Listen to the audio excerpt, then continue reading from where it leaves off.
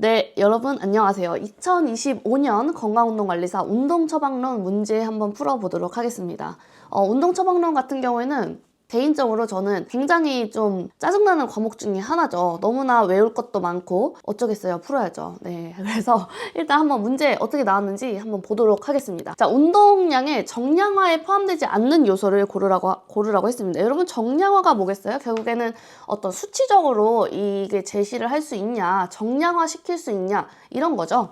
그래서 자, 운동 형태, 운동 시간, 빈도, 강도가 있는데 여러분 그 정량화 시켰을 때 운동 형태를 수치로 쓸 수 있나요? 아니죠. 운동 형태는 운동 종류잖아요. 그래서 정답은 1번이 되겠습니다. 운동 시간 뭐 20분, 30분 이런 식으로 숫자로 나오고 운동 빈도도 주 2, 3회, 주 3회, 4회 이런 식으로 숫자로 나오고요. 운동 강도도 뭐죠? 뭐 50에서 60%의 뭐 VO2 max 뭐 이런 식으로 수치적으로 나오기 때문에 답은 1번으로 빠르게 고르고 넘어갈 수 있는 문제였습니다. 다음 2번 문제입니다. 자, ACSM에서 권고하는 건강한 성인을 위한 심폐지구력 운동의 중강도 수준에 해당하지 않는 것을 고르라고 했습니다. 여러분 중강도라고 하면 이제 보통 어떻게 우리가 정의를 하죠? 3에서 5.9 매트 요 정도로 이제 표시를 하고 그 다음에 그 RPE로 했을 때는 12에서 13 정도 RPE 이렇게 표현을 하고요. 뭐 심박수와 호흡이 뭐 눈에 띄게 증가하는 정도 이런 것도 있고요. 그 다음에 수치적으로는 이제 40에서 59%의 여유 심박수 HRR 또는 VO2R 그 다음에 64에서 76%의 HR 맥스 그 다음에 46에서 63%의 VO2 맥스 이렇게 표시를 합니다. 제가 굉장히 이제 이런 수치까지는 사실 제가 외우고 있지는 않았는데요. 이거를 몰랐더라도 우리가 RPE 정도는 중강도 수준의 RPE는 우리가 알고 있잖아요. 그쵸? 그래서 RPE가 10에서 11은 요거는 아니기 때문에 답은 3번으로 고르고 넘어갈 수 있었던 문제였습니다. 다음은 3번 문제입니다. ACSM이 제시하는 운동 처방 시 고려사항. 자, 이때 이제 이 질환을 고르라고 했는데 자, 안정 시의 떨림, 뭐 운동 완만증, 자세 불안정, 보행 이상 이렇게 있고 자, 보행 동결 경험을 하고 자, LCY 척도가 나왔네요. 이거 어디에 나오죠? 우리 파킨슨병에 나오죠. 그래서 답은 2번으로 고를 수 있는 문제였습니다. 다음 4번 문제입니다. 보기에서 ACSM이 제시하는 건강한 성인의 저항 운동에 관한 설명으로 옳은 것을 모두 고르라고 했네요. 자, 1번 다관절 운동이 권고된다. 맞죠? 하나 이상의 근육근에 영향을 주면서 주동근과 기랑근을 목표로 하는 다관절 운동을 권고하고 있습니다. 그래서 기억은 맞고요. 자, 운동 초보자의 운동 빈도는 주당 최소 2일을 권고한다 라고 했는데 이것도 맞죠? 자, 숙련자 같은 경우에는 운동 빈도, 강도 이거 어떻게 하죠? 개인의 상태나 선호도에 따라서 조절할 수 있다. 그래서 디귿도 맞는 표현이 되겠습니다. 답은 4번이 되겠네요. 자, 5번 문제입니다. 보기는 ACSM에서 제시하는 권고사항으로 자, 골다공증 환자의 유산소 운동 처방. 네, 여기 나왔네요. 골다공증 환자. 자, 골다공증 환자 같은 경우에는 유산소 운동 주당 거의 매일 하라고 권고를 하고 있죠. 그래서 4에서 5일. 자, CR10 척도에서는 강도가 그렇게 세지는 않습니다. 3에서 4 정도 되고요. 시간 같은 경우에는 20분부터 시작을 해가지고 최대 45분에서 60분까지 늘릴 것을 권고를 하고 있습니다. 그래서 답은 4번이 되겠네요. 자, 6번 ACSM이 제시하는 건강한 노인의 운동 검사 및 처방 시 고려사항으로 옳지 않은 것을 고르라고 했네요.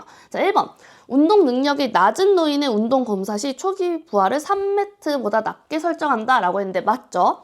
초기 부하는 낮게 설정을 하고 그 다음에 부하의 증가폭은 작게 하고요. 그래서 우리가 그 수정된 노튼 그 트레드밀 프로토콜을 사용을 하죠. 맞다. 자, 파워 트레이닝 저항 운동은 원RM의 30에서 60%의 강도로 빠른 속도로 6에서 10회 반복한다 했는데 맞는 표현입니다. 자, 모든 연령대 성인을 위한 운동 처방의 일반적인 원칙들도 노인에게 적용이 가능합니다. 그래서 이것도 맞고요. 그 4번 볼게요. 체력 수준이 낮은 노인 같은 경우에는 트레드밀의 경사도보다는 속도를 권고한다라고 했는데, 여러분 속도 올렸다가는 진짜 큰일 나죠, 노인들한테. 그렇기 때문에 속도보다는 이제 경사도를 높이면서 보행 능력에 따라서 조정을 해야 된다. 그래서 답은 4번이 옳지 않은 것이 되겠네요. 7번 문제입니다. ACSM에서 제시한 질환자를 위한 운동 처방과 고려사항으로 옳지 않은 것을 고르라고 했네요. 굉장히 이제 어떻게 보면 한 문제 안에서 보기가 4개가 있으니까 4가지의 질환에 대한 운동 처방과 고려사항을 다 알고 있어야만 풀 수 있는 문제죠. 자, 신장 질환자, PNF 스트레칭의 경우 3에서 6초 수축, 10에서 30초 보조 스트레칭 권고한다. 요거 맞습니다. 천식 환자, 저항운동 숙련자는 근력 강화를 위해 원RM의 80% 이상의 강도로 8에서 12회, 2에서 4세트 실시 권고한다. 네, 이것도 맞는 표현입니다. 그 섬유 근육통 같은 경우에는 저항운동, 근지구력 강화를 위해서는 10에서 12회를 반복을 하고 긴 휴식을 주면 1에서 3세트로 증가시킨다라고 했는데 여러분 그 근지구력 강화를 위해서는 긴 휴식이 아니라 짧은 휴식 그리고 1에서 2세트 증가시킨다. 그래서 요거 때문에 답은 3번이 되겠습니다. 알츠하이머 같은 경우에는 이제 10분 미만의 수의 운동으로 시작을 하고 그 다음에 이제 30에서 60분 동안 지속을 하거나 아니면 총 운동 시간 몇 번의 운동으로 총 운동 시간 수행을 권고한다. 이것도 맞는 표현이 되겠습니다. 답은 3번이 되겠다. 8번입니다. 자, A씨의 일주일간 운동량을 구하라고 했네요. 요새 이제 이런 어떤 보기를 주고 그다음에 계산 문제가 운동 처방론에도 이제 나오고 있죠. 한번 구해 보도록 할게요. 자, 일단 봤더니 이 사람이 80kg이고 최대 산소 섭취량을 줬고요. 걷기 운동을 하는데 주 5일 30분 한대요. 운동 강도는 50% VO2R이다. 대사량을 봤더니 공식을 아예 이렇게 줬어요. 자, 그러면 이제 여기서 한번 풀어보도록 할게요. 자, 이 사람 운동량을 구하라고 했으니까 첫 번째로 VO2 구해보는 거죠. HRR, 그러니까 HRR이 아니라 VO2R 이 값이 주어졌을 때는 우리가 이제 어떻게 계산을 하냐.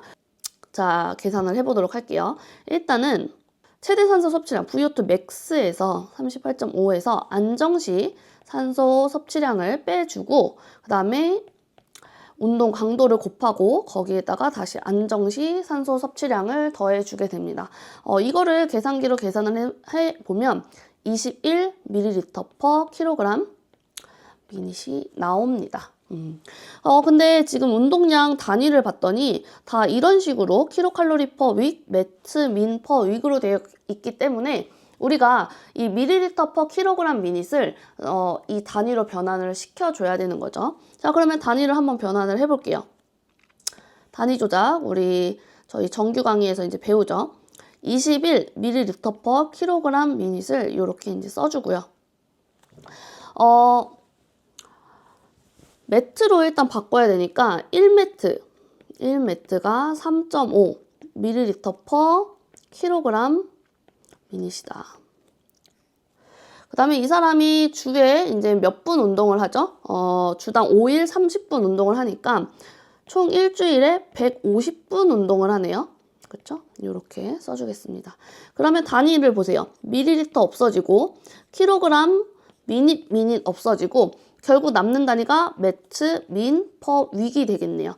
요거 계산을 해주면 값이 어떻게 나오냐면 900 매트 민 퍼 윅이 나온다. 그래서 지금 매트 민 퍼 윅에는 이 단위가 답이 없으니까 이제 킬로칼로리로 한번 바꿔보자. 자, 킬로칼로리로 바꾸면 자, 다시 단위 변환을 하는 거죠. 21ml per 킬로그램 미리. 자, 이거를 킬로칼로리로 바꿀 거니까 일단은 어떻게 바꿔야 되냐면 이 사람이 지금 몇 킬로래요? 80킬로래요. 80킬로. 주당 몇 분 운동한대요? 150분 운동한대요. 여기까지 했을 때 보면 킬로그램 없어지고 미닛이 없어졌네요. 지금 우리가 원하는 거는 뭐예요? 위에 킬로칼로리를 써야 돼. 그러면 일단은 단위 변환을 해줘야겠네. 1리터는 1000ml고 1리터의 O2는 5kcal다. 해가지고 이제 요렇게 계산이 가면 되겠네요. 원래 예전에는 1리터의 O2가 5kcal다 이거를 다 문제에서 줬었는데 이제 요새는 이제 기본적으로 너네가 알고 있어야 이 문제를 풀 수 있어 라고 해가지고 여러분 알고 계셔야 돼요. 자, 그래서 이제 여기까지 해서 단위를 보면 밀리리터가 없어지고 리터 없어지고 결국 남는 거는 뭐예요? 킬로칼로리 퍼 윅만 남네요. 이거 계산기로 계산을 해주면 1260 킬로칼로리 퍼 윅이 나온다. 그래서 답은 3번이 되겠습니다.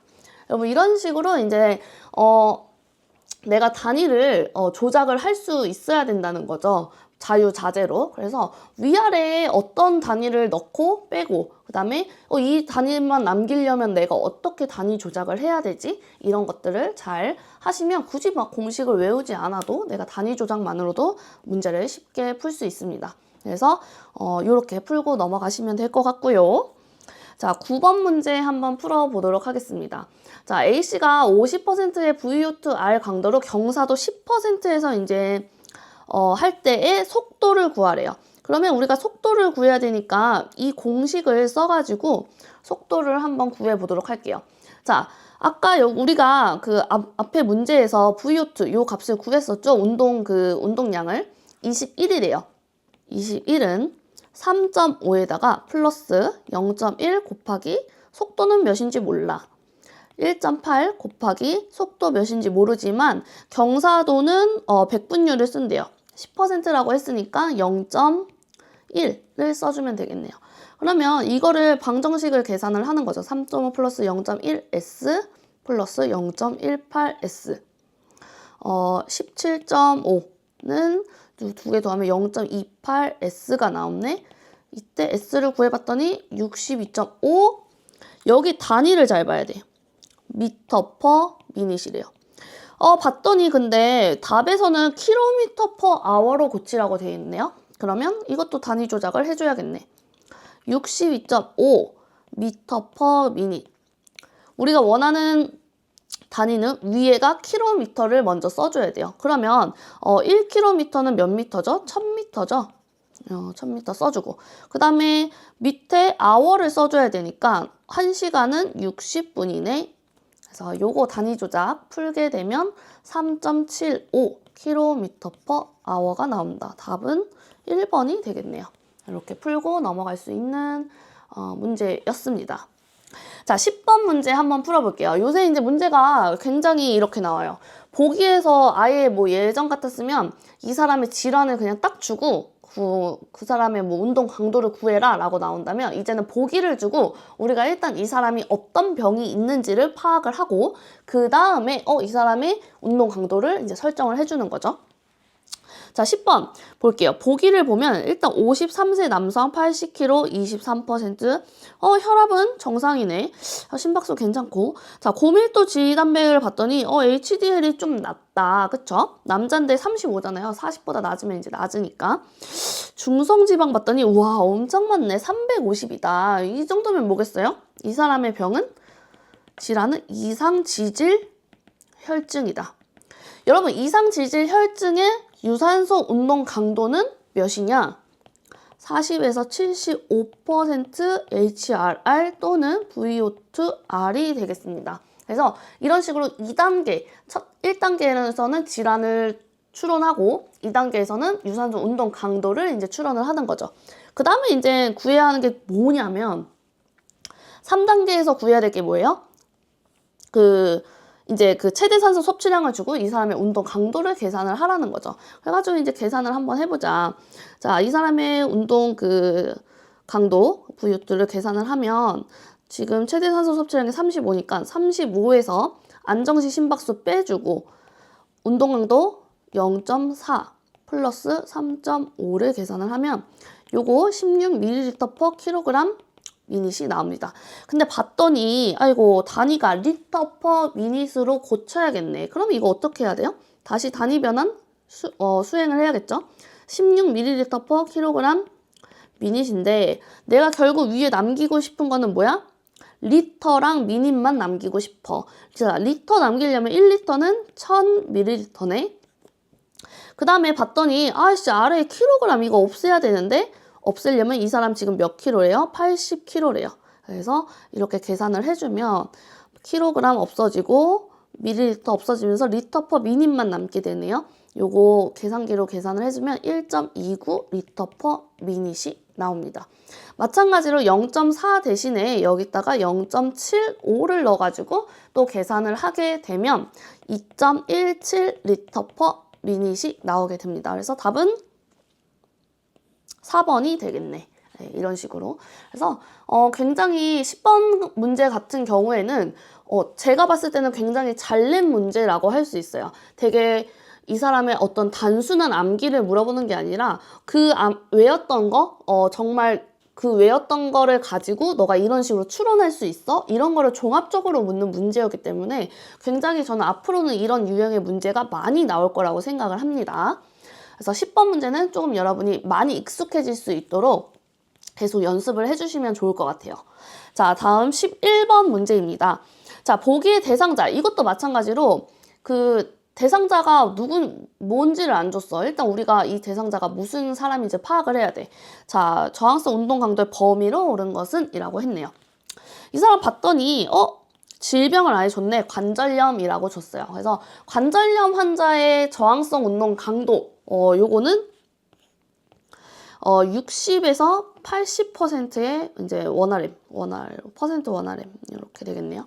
원RM의 60에서 80%의 강도가 저항성 운동 강도인 거죠. 관절염 환자에.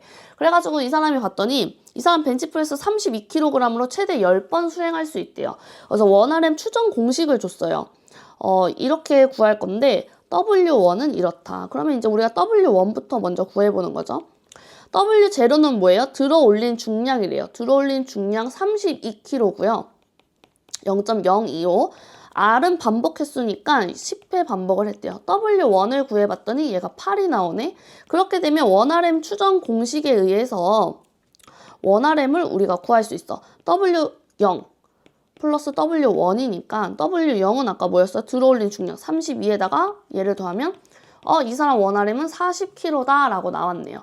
자, 원RM이 60에서 80%니까 40 곱하기 0.6, 40 곱하기 0.8 요거를 계산을 하면 24부터 32 사이가 되겠네요. 답은 4번이 되겠습니다. 자, 12번 문제입니다. ACSM이 제시한 권고사항으로 유산소 운동의 시작 강도. 와, 이 문제는 굉장히 뭐랄까요.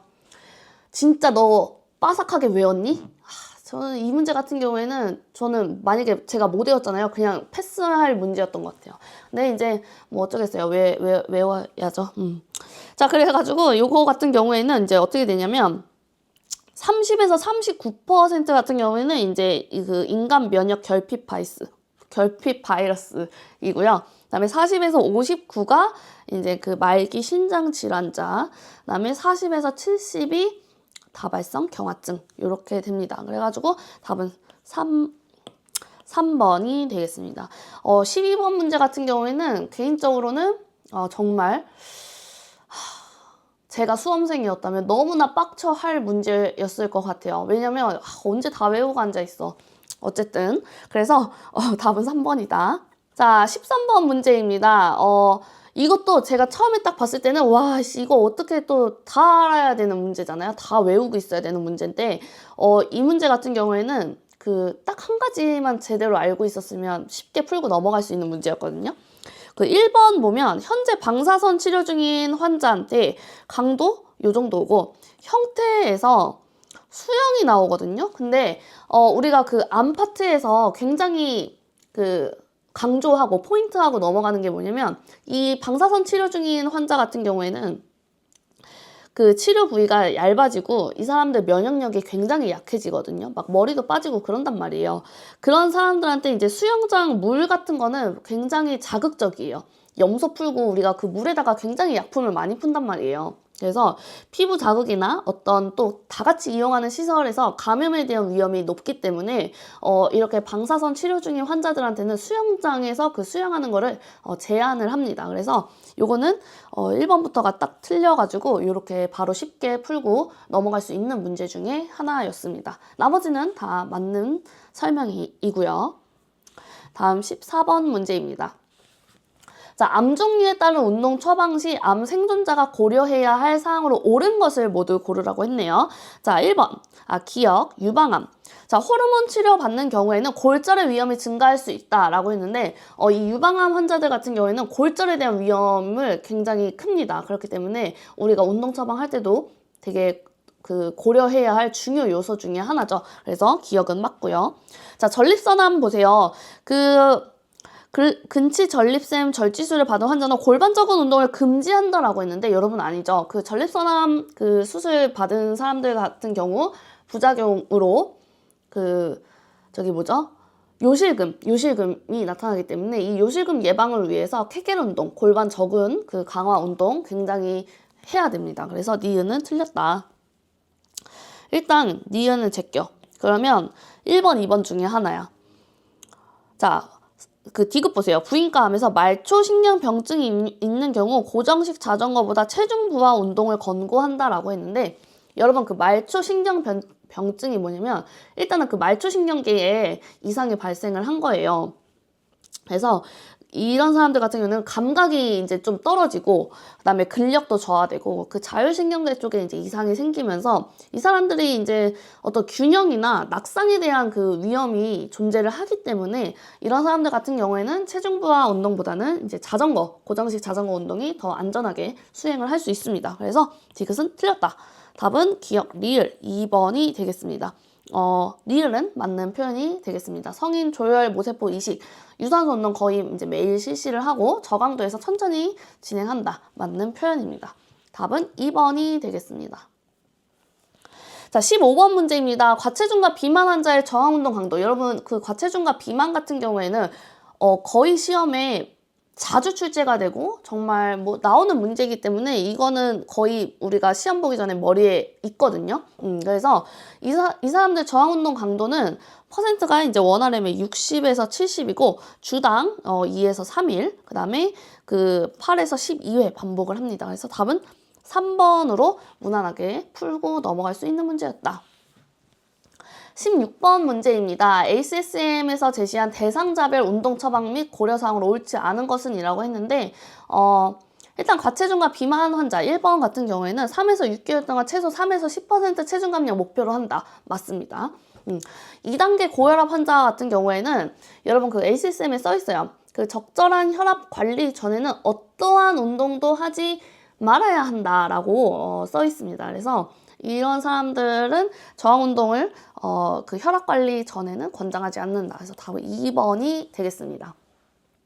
임산부 여성 같은 경우에는 임신 초기에, 그러니까 초기 이후 한 12주부터는 좀 등을 바닥에 대고 하는 누운 자세 신체 활동을 피합니다. 왜냐면 정맥 태아로 가는 혈액이 이렇게 눌릴 수가 있기 때문에 누워서 하는 운동은 권장하지 않거든요. 그래서 3번은 맞고요. 지적장애 환자, 유연성 운동 시 정적 스트레칭 10에서 30초 운동마다 2에서 4회 반복을 권장한다. 이것도 맞는 표현이 되겠습니다. 답은 2번이 되겠네요. 17번 문제입니다. ACSM이 제시하는 건강한 대상자의 유연성 운동 권고사항. 여러분 이거 가이드라인 알고 계시죠? 그래서 기억 10에서 30초 동안 근육이 약간 불편한 지점까지 스트레칭을 한다. 맞는 표현이고요. 동적 스트레칭은 운동 기능 향상을 위한 보조 운동으로 권고한다. 맞는 표현입니다. 자, 디귿 보세요. 노인은 30에서 60초에 정적 스트레칭보다 빠른 탄성 스트레칭을 권고한다라고 했는데 노인 같은 경우에는 어떤 동적인 그런 스트레칭보다는 30에서 60초 정적 스트레칭으로 이득을 얻을 수가 있습니다. 디귿은 틀렸네요. 답은 2번이 되겠습니다. 자, 18번 어린이와 청소년 운동 처방이네요. 한번 볼게요. 항정 상태가 지속되는 운동은 어린이들의 집중력을 저하시킬 수 있다라고 했는데 맞죠? 어린이들은 이제 이런 운동은 지루하거나 좀 적절하지 않을 수 있다라고 말을 하고 있습니다. 건강상의 문제가 없으면 참여 전에 임상운동 검사는 필수적이지 않다. 네, 이것도 맞고요. 자, 3번 보세요. 페이서와 같은 운동 수행 능력 측정보다 최대 산소 섭취량 측정을 한다라고 했는데 이 어린이들 같은 경우에는 굉장히 최대 산소 섭취량이 반응이 되게 둔감하게 나타나거든요. 그래서 이런 것보다는 그런 어떤 1마일 걷기 달리기나 페이서 같은 그런 유산소적 운동 수행 능력을 측정하는 게 더 실용적이고 의미가 있을 수 있습니다. 그래서 답은 3번이 옳지 않은 걸로 되겠네요. 그 다음에 4번 같은 경우에는 이제 운동 자각도 이용을 권장한다라고 했는데, 마찬가지로, 얘네들 같은 경우, 운동 초기에 이제 중고강도 운동이 힘들 수도 있고, 운동 자각도를 사용해서 중강도로 시작을 하고 점차 늘려서 하루에 그 목표량을 채우는 걸 권장을 하고 있습니다. 답은 3번이 되겠습니다. 자, 19번 문제이고요. ACSM을 제시한 당뇨병 환자 나왔네요. 자, 옳지 않은 거 고르래요. 1번, 일반적으로 고강도 인터벌 트레이닝을 권장하지 않는다라고 했는데, 여러분, 요거는 아니죠. 이제 뭐라고 나와 있냐면, 중강도 유산소 운동을 하는 동안에 매우 짧은 고강도 인터벌 운동을 실시하면 운동 후에 회복 초기에 혈당 저하를 둔화시키는데 유용할 수 있다라고 이제 쓰여 있습니다. 그래서, 1번은 틀린 표현이 되겠네요. 2번, 혈당이 70 미만인 경우 상대적 운동 금기 사항이다라고 했는데 맞는 표현이고요. 3번, 자율신경병증을 동반한 경우 운동 자각도를 이용해서 운동 강도를 처방한다라고 했는데 이것도 마찬가지로 그 자율신경병증이 이제 심박수의 반응이 뭔가 둔화된다거나 아니면 뭐 단위 시간이나 뭐 산소 소비량이 감소하고 뭐 이런 게 이제 유발이 된다는 거죠. 그렇기 때문에 운동 시에 이 심박수 반응이 정확하지 않을 수가 있기 때문에 그래서 운동 자각도를 이용을 합니다. 그래서 3번도 운동 자각도 이용한다고 했으니까 맞는 표현이고요. 4번, 제1형 당뇨병 환자는 운동 시작 시 혈당이 250 이상일 때 케톤류 확인한다라고 했는데 맞죠? 그래서 이 케톤류를 확인을 했을 때 고혈당증이 나오고 케톤체가 나오면 운동을 연기하죠. 그래서 답은 1번이 옳지 않은 걸로 되겠습니다. 자, 20번 문제입니다. 스트레칭을 권장하는 근육으로 옳지 않은 것은 이라고 했는데 여러분 요거 같은 경우에는 4번 보시면 손가락 힘줄 고정술을 받은 사지마비 환자의 손가락 굽힌 근육이라고 했는데 그 힘줄 고정술을 받은 이 고정술을 받았잖아요. 그러니까 그 효과를 유지하기 위해서 그 손가락 굽힌근 이 스트레칭은 절대 금지를 합니다.